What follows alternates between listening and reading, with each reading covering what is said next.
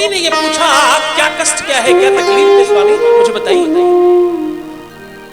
मुझे बताओ, क्या क्या ऐसा हुआ है जिस वजह से आप इतने परेशान हो, इतना बढ़िया यज्ञ हुआ, क्या तकलीफ क्या है?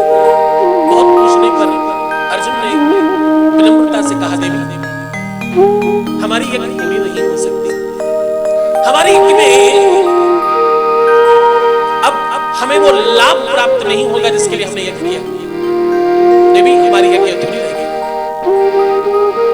द्रौपदी ने कहा, हाँ ऐसे कैसे हुआ और ऐसा क्यों हुआ स्वामी? अर्जुन ने कहा, देवी हमारे नगर में विप्र ब्राह्मण परिवार है, वो हमसे रुष्ट है, वो हमसे नाराज है, वो हमसे क्रुद्ध है और वो हमारे घर भोजन करने नहीं आए, वो भंडारे में प्रसाद देने नहीं आए, इस कारण से हमारा भंडारा, हमारा प्रसाद अधूरा रहेगा। और उन्होंने आने की जो शर्त रखी है वो बहुत बड़ी, वो कहते 1 करोड़ यज्ञ का फल दो, तब मैं तुम्हारे घर भोजन करूंगा, तब मैं प्रसाद दूंगा। तो ऐसा कैसे हो सकता है देवी? यज्ञ तो पहली है और 1 करोड़ का फल हम कहां से लाएं? द्रौपदी ने कहा, बस इतनी बात है, बस तुम इतनी सी बात के लिए परेशान हो क्या स्वामी? पांचों पांडवों ने फोन कर दिया, बोले क्या कि तुमको इतनी बात लगती है? हाँ स्वामी, ये बहुत छोटी बात है, आप स्नान व्यवस्था कीजिए, मैं स्वयं महाराज श्री के पास निवेदन करने जाऊंगा। द्रौपदी ने एक थाल में दिव्यता से भोजन परोसा, उसे एक दिव्य वस्त्र से आच्छादित किया, ढक लिया और अपने अंग सेवकों को वही मुक्त कर दिया कि मेरे साथ कोई नहीं जाएगा, मैं अकेली जाऊंगी, अकेली जाऊंगी। और वो चल पड़े और मन में भाव है द्रौपदी के, वो महादेव को नमन कर रही है, भगवान कृष्ण को स्मरण कर रही है और मन ही मन ये विचार कर रही है मेरा यज्ञ पूर्ण होना चाहिए। और वो कहती है कि हे प्रभु मुझे बता दो,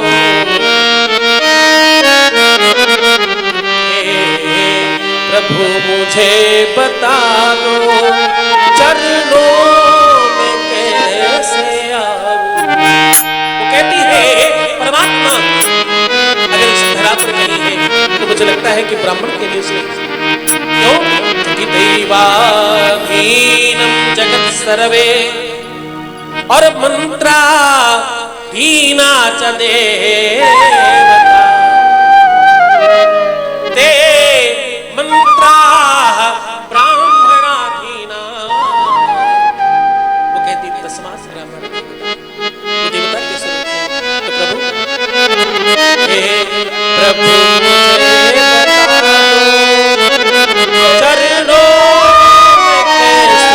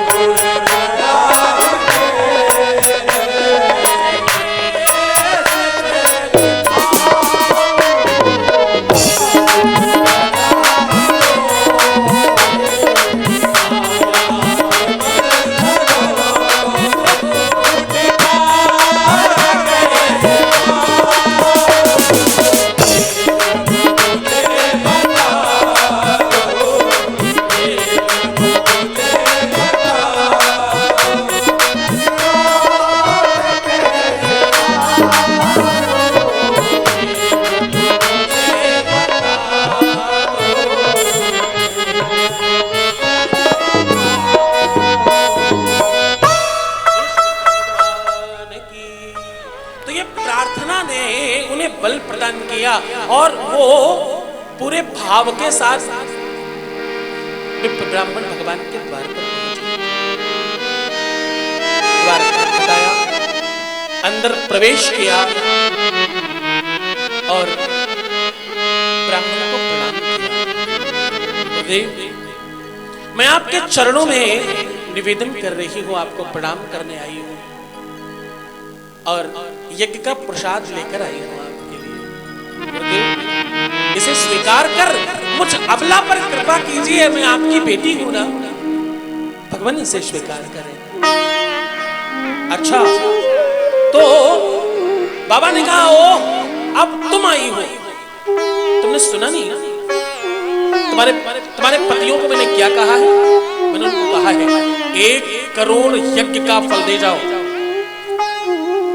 भोजन कर लेंगे। तो बोली बाबा जल उठाइए और संकल्प कीजिए, मैं आपको 1 करोड़ यज्ञ का फल दे रही हूं।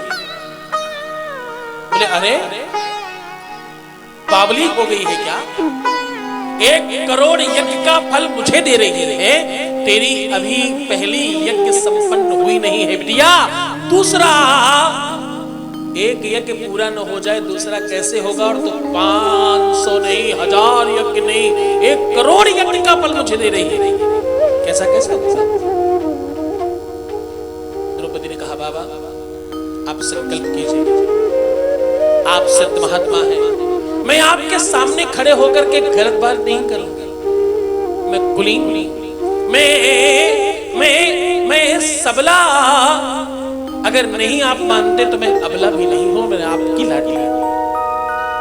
और बाबा मैं अगर कह रही हूं कि मैं आपको दे रही हूं तो इसका मतलब मेरे पास होगा, मैं तभी दे पाऊंगी, क्योंकि बाबा ददाती प्रतिगृहणाति, और बाबा नान थी सा प्रसीद। बोली अगर हमारे पास नहीं है तो हम दे कैसे सकते? कुछ दिया जाए तो बदले में कुछ मांगा जाता है, मैं तो आपको पहले दे रही हूं बाबा, पहले आप 1 करोड़ यज्ञ का फल ले लीजिए, उसके बाद आप भोजन करके मेरी यज्ञ का फल मुझे दे दीजिए, मैं आपको पहले दे रही हूं। ब्राह्मण ने कहा द्रौपदी तुम विदुषी हो और मैंने सुना है कि तुम भगवान कृष्ण को अपना भ्राता मानती हो, तो मुझे समझता है कि तुम्हारा विवेक सही सही काम करता होगा। जो परमात्मा के सन्निकट रहते हैं, जो ईश्वर के पास रहते हैं, जो ईश्वर के बड़े प्रेमी होते हैं, उनका मानस पवित्र होता है द्रौपदी, और तुम कैसे पागलों जैसी बातें कर रही हो? तुम जो देना चाह रही हो वो जब तक मैं तुम्हारे पास जान न लूं मैं संकल्प कैसे करूंगा? मुझे बताओ तुम 1 करोड़ यज्ञ का फल दोगी कहां से द्रौपदी? 1 करोड़ में कितने जीरो होते हैं द्रौपदी, तुम समझती हो ना? 1 करोड़ यज्ञ का फल देना है देवी, ये छोटी बात नहीं। और मैं भोजन तभी करूंगा, तुम्हारी मीठी मीठी बातों में आकर के मैं भोजन पान नहीं करूंगा। क्यों? क्योंकि मेरी रचना में स्वाद नहीं, मेरी रचना में राम बसता है। और बिटिया मैं जो पाता हूं उसमें ही मोहन भोग समझता हूं, उसी में खूब आनंद आता है। तो ये मत समझना कि तुम पकवान लाई हो और मैं उसके लालच में भोजन कर लूंगा, ऐसा नहीं। तुम्हारी चुगली चुगली बातों में नहीं होऊंगा। 1 करोड़ यज्ञ का फल दो और प्रसाद करके अपने यज्ञ का फल ले जाओ। तो द्रौपदी ने जो बात कही वो आपको सुननी चाहिए। द्रौपदी ने कहा बाबा जब कोई आप जैसे सिद्ध महात्मा का दर्शन करता है, आप जैसे सिद्ध महात्मा की तरफ जब कोई चलता है, इस देश में संतों के प्रति आदर और सम्मान का भाव क्यों है उसका कारण बता रहा हूं, ध्यान से सुनिएगा। तो बोली संत मिलन को जाइए, भाव से भक्ति से जाते हैं। बोली स्वामी महात्मा भगवान मेरी बात ध्यान से सुनिएगा। बोले संत मिलन को चाहिए और तजी माया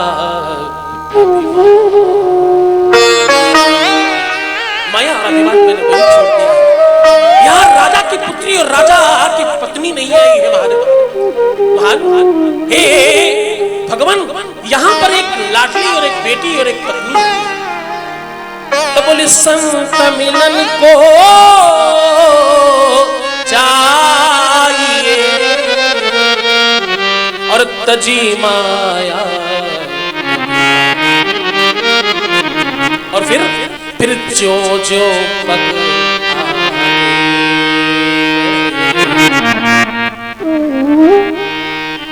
भगवान, फिर जो